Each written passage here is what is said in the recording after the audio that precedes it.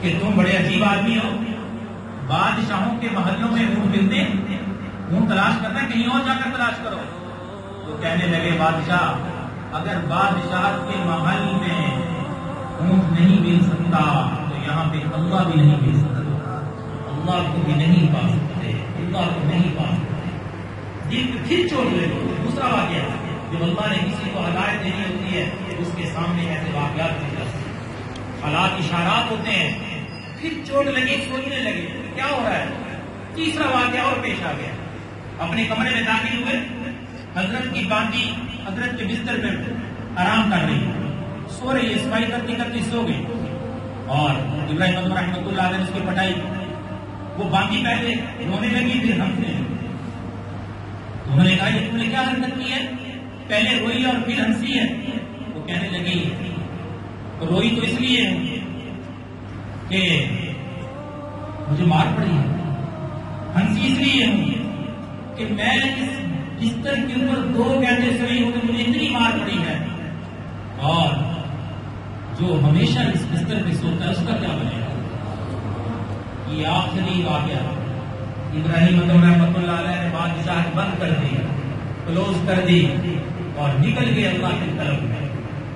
ایسے نکلے ہزاروں لوگوں کی ہدایت کا ذریعہ۔ میرے بھائیوں، اللہ کو پانے کے لیے نکلنا پڑتا ہے۔ تم نے دیکھا، پڑھا، سنا ہوگا کہ اللہ کو پانے کے لیے لوگوں نے بادشاہ چھوڑا، اللہ کو پانے کے لیے لوگوں نے دنیا چھوڑ دی، اللہ کی طرف کے لیے لوگوں نے دنیا کے مال جائیداد پیچھے بیٹھ دیے، اللہ کو آگے رکھا۔ جب اللہ ملا تو پھر کیا ہوا؟ ابراہیم ادم رحمۃ اللہ علیہ ایک دریا کے کنارے پہ بیٹھے ہوئے ہیں، سابقہ وزیر ان کا آیا، کہنے لگا اے ابراہیم اتنی بڑی بے وقوفی کی ہے تم نے، اتنی بڑی بے وقوفی کی ہے، تم نے بادشاہ چھوڑ دیا فقیری کے لیے، فقیر بن گئے۔ تو فرمانے لگے تو بیٹھ جاؤ، میں تمہیں بتاتا ہوں۔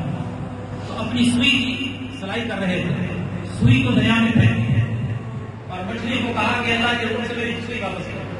اتنی ساری مچھلیاں سوئی لے کر باہر تھی اور پکڑ لی، اور وزیر کو بتایا پہلے میری بادشاہ انسانوں کے اوپر تھی، اب اللہ کی ہر مخلوق کے اوپر۔ جب اللہ سے تعلق میرے بھائیوں بنتا ہے ساری مخلوق اس کی ہوتی ہے۔ اللہ کو پانے کے لیے اللہ کی نافرمانی چھوڑنی پڑے گی۔ یہ کہتا ہے کہ بس مجھے کچھ نہ کرنا پڑے، مجھے جنت بھی مل جائے اور مجھے اللہ بھی مل جائے اور مجھے اللہ کے رسول کی شفاعت بھی مل جائے۔ دن رات ہمارے گھروں میں اللہ کی نافرمانی، ہمارے گھر قبرستان کا منظر پیش کریں۔ اللہ کے نبی اس امت کے لیے اتنا عظیم تحفہ لے کر آئے، اپنے رب سے عرض کی ہوگی یا اللہ تو نے تو مجھے معراج پہ بلایا، تو نے تو مجھے قرب نصیب فرمایا، تو نے تو مجھے قرب نصیب فرما دیا، تیری امت کے لیے بھی کوئی چیز دے دے، کوئی تحفہ عطا فرما دے کہ میں اپنی امت کو بتاؤں تاکہ میری امت بھی تیرا قرب کو پا سکے۔ اللہ کے نبی اپنی امت کے لیے نماز کا تحفہ لے کر آئے، اتنا پیارا تحفہ۔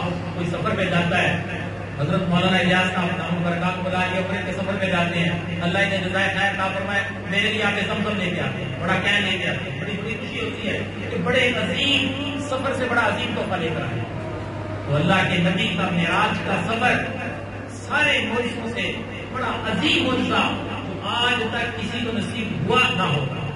1,34,000 انبیاء میں اللہ نے اپنے محبوب کو یہ عظیم سفر نصیب کروایا۔ تو اس سفر سے میرے لیے آپ کے لیے کیا تحفہ لے کر آئے؟ نماز، نماز، الصلاۃ، الصلاۃ، آخری وصیت الصلاۃ، میری امت نماز پڑھو۔ آج ساری امت میں نمازی سوائے چند لوگوں میں جمعے کے خطبے میں راشتے کو اور فجر کی نماز میں لوگوں کو مسجد میں آنا نہیں۔ من ترک الصلاۃ متعمدا فقد کفر، جس نے ایک نماز چھوڑ دی اس نے کفر کیا ہے۔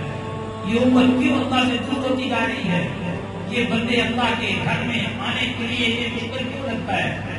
کہتے مولانا صاحب کیا کریں، ذکر میں بیٹھتے ہیں نیند آتی ہے، ذکر کرنے کو دل ہی نہیں کرتا، کیا کریں، ہم غفلت کا شکار ہیں، انٹرنیٹ کے اوپر بیٹھے ساری رات گزر جاتی ہے پتہ ہی نہیں چلتا، فیس بک دیکھتے ہوئے ساری رات گزر جاتی ہے پتہ نہیں چلتا، یوٹیوب پہ بیٹھتے ہوئے گھنٹوں گزر جاتے ہیں، لیکن ایک رکوع قرآن کی تلاوت کا دن بھر سے نصیب نہیں۔ کتنی بڑی میرے بھائیوں بدقسمتی ہے. ایک آدمی کہنے لگا پورا سال میں قرآن کھول کے نہیں دیکھتا سوائے رمضان کے مہینے. کتنی بڑی بدقسمتی. اللہ کا قرآن میرے بھائیوں ملا ہے, اللہ کا کلام آیا ہے, ہمارے پاس ہے کیا؟ اللہ تو ہمیں اپنا نگاہ جنت میں کرائے گا, اللہ اپنی زیارت کرائے گا. لیکن دل دنیا میں اگر تم اپنے دل کو سکون دینا چاہتے ہو, اطمینان دینا چاہتے ہو, اللہ کے قرآن کو دیکھو, اللہ کے کلام کو کھولو. کتنے مسلمانوں کے ملکوں میں اعلان کرو, کتنے مسلمان ہیں جنہوں نے اللہ کا قرآن پڑھا ہی نہیں. دنیا کی فکر اتنی دوڑ لگی ہوئی ہے, دنیا کی ہر آدمی دنیا دنیا کرتا ہے. میری اولاد دنیا پڑھ جائے, ڈاکٹر بن جائے, ڈگریاں لے لے, انجینئر بن جائے. اگر اس والد کو فکر نہیں ہے تو اپنی اولاد کے قرآن کی فکر نہیں, دین کی فکر نہیں ہے. دنیا کی بھاگ دوڑ لگی ہوئی ہے, چند دن کی زندگی ہے. کیوں میرے بھائی ہم اپنی زندگی کو برباد کر رہے ہیں اس دنیا کے پیچھے؟ اس کی طرف آؤ جو تمہیں قبر میں تمہاری قبر کو روشن کرے گا, تمہارے آخرت میں تمہارے ساتھ چلے گا, تمہارا سفارشی بنے گا اور تمہارا ساتھ نہیں چھوڑے گا جب تک تمہیں جنت میں داخل نہ کرے. وہ کیا ہے؟ اللہ کا قرآن ہے. اپنی اولاد کو اللہ کا قرآن پڑھاؤ. یہ کتنے خوبصورت بچے جنہوں نے اپنے سینے میں اللہ کا قرآن محفوظ کیا. وَلَقَدْ يَسَّرْنَا الْقُرْآنَ لِلذِّكْرِ فَهَلْ مِن مُدَّكِرٍ. ہم اللہ کے قرآن کے ساتھ جڑیں گے.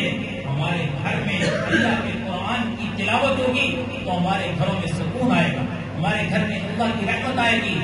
پورا گھرانے میں جب اللہ کی نافرمانی ہوتی ہے تو وہاں رحمت نہیں آتی, وہاں پہ زحمت آتی. تو آج کی مجلس میرے لیے, آپ کے لیے بہت بڑا ایک پیغام ہے.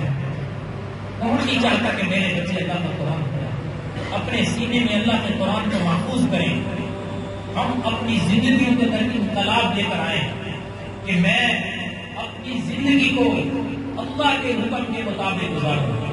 یہ انسان کوشش کرنے کے باوجود اپنی زندگی کو بدلنے کی کوشش نہیں کرتا. سود کھانے والا سود کے اوپر ڈٹا ہوا ہے, حرام کاری کرنے والا حرام کاری کے اوپر ڈٹا ہوا ہے, اور فوش فلمیں دیکھنے والا اس کے اوپر ڈٹا ہوا ہے, جھوٹ بول کر کے جھوٹ بول کر سودا بیچنے والا اس پر ڈٹا ہوا ہے, سارا دن لوگوں کو دھوکہ اور فراڈ کرنے والا اس پر ڈٹا ہوا ہے, رشوت لینے والا اس کے اوپر ڈٹا ہوا ہے. کیوں اتنے بڑے بڑے گناہوں کے اوپر اس کا اصرار کیوں ہے؟ یہ کیوں ڈٹے ہوئے ہیں؟ اس لیے کہ دل ٹھیک نہیں, دل ویران ہے. اللہ کے نبی نے فرمایا جب ایک گناہ کرو گے دل کے اوپر سیاہ نقطہ لگتا ہے, دوسرا کرو گے دوسرا لگتا ہے, تیسرا گناہ کرو گے تیسرا لگتا ہے, ایک وقت آتا ہے سارا دل سیاہ ہو جاتا ہے, سیاہ ہو جاتا ہے. پھر مسجد کی طرف آنے کو دل نہیں چاہتا, مسجد کی طرف 2 قدم اٹھانے کو اس کا دل نہیں چاہتا. دیکھا کیا کریں, نماز پڑھنے کو دل نہیں کرتا, نماز میں دل نہیں لگتا, ذکر میں دل نہیں لگتا, قرآن کی تلاوت کو دل نہیں کرتا. گناہ کر کر کے اللہ سے بغاوت کر کے میرے بھائیوں دل سیاہ ہو چکا. شاہ ولی اللہ محدث دہلوی رحمۃ اللہ علیہ فرماتے ہیں کہ اگر تم چاہتے ہو کہ ہمارا دل صاف ہو جائے اور جو زنگ لگ چکا ہے یہ صاف ہو جائے, تو انہوں نے بڑی پیاری مثال فرمانے لگے جب زمین ناپاک ہوتی ہے اس زمین کو پاک کرنے کے 2 طریقے ہیں. ایک طریقہ یہ ہے اس زمین کے اوپر پانی کو بہا دیا جائے تو زمین پاک ہو جائے. دوسرا طریقہ یہ ہے کہ اس کے اوپر سورج کی تپش پڑے, اس تپش پڑنے کی وجہ سے زمین پاک ہو جائے. یہ 2 طریقے ہیں زمین کو پاک کرنے کے. تو فرمایا جب دل کی زمین ناپاک ہوتی ہے, اس دل میں حسد, سارا بازار حسد سے بڑا ہو. دیندار لوگ اس بیماری میں مبتلا ہے. دیندار, سر پہ امامہ باندھنے والا بھی, نمازی بھی, روزے دار بھی, دوسرے سے حسد کر رہا ہے کہ اللہ کی نعمت اس کے پاس کیوں آ گئی ہے. حسد نیکیوں کو ایسے کھا جاتا ہے جیسے آگ لکڑی کو کھا جاتا ہے.